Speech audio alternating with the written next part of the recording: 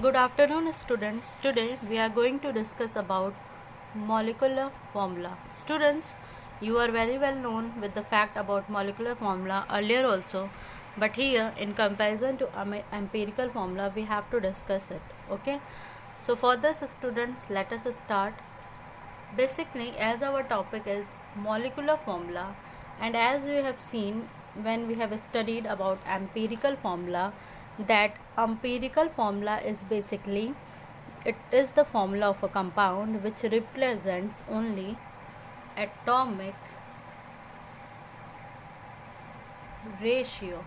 Okay, so empirical formula tells about the atomic ratio, but talking about molecular formula, basically it is also assumed as the true formula. Okay, whenever we are going to discuss about molecular formula, it is assumed as true formula. Okay, why?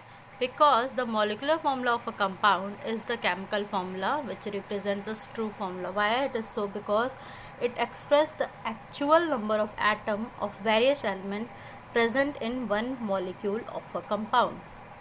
What I am saying, it expresses the actual number of atoms. It basically expresses the actual number of atoms and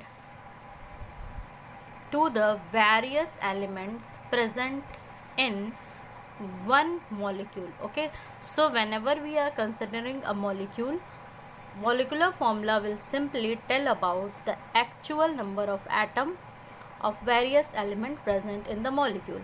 Suppose we are talking about the molecule of water. Okay, so as we are talking about the molecule of water, molecular formula will tell that the elements, that is hydrogen and oxygen, and it will basically tell the number of atoms of them. So basically there are two atom of hydrogen and there is one atom of oxygen. So this is the clear you can say the clarification by the molecular formula. Now let us see the examples. So firstly you will see the very first example, that is molecular formula of benzene. Okay, so students, benzene, we write it as benzene. Okay, and in your 10th class also you have seen that it is basically a cyclic structure. Okay, where 6 carbon atom, okay, is there, and basically there is the presence of alternate double single and double bond. Okay, this is the basic structure of benzene, but when you open this structure you will see that each carbon atom present here, each carbon atom is surrounded by a, you can see 3 bonds are fulfilled by single and double bond, and each carbon atom is surrounded by a hydrogen atom.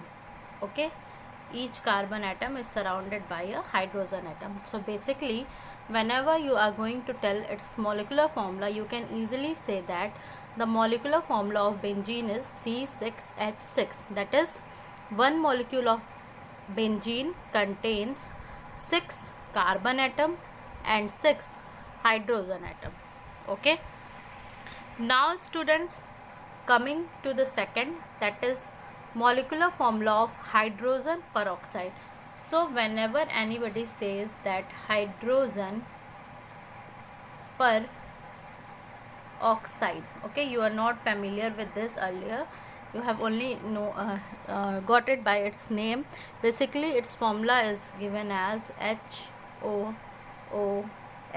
Okay, so here what you will see that whenever we are talking about its molecular formulas, and we can basically see that there are 2 atom of oxygen, okay, and there are 1 and 2 atom of hydrogen.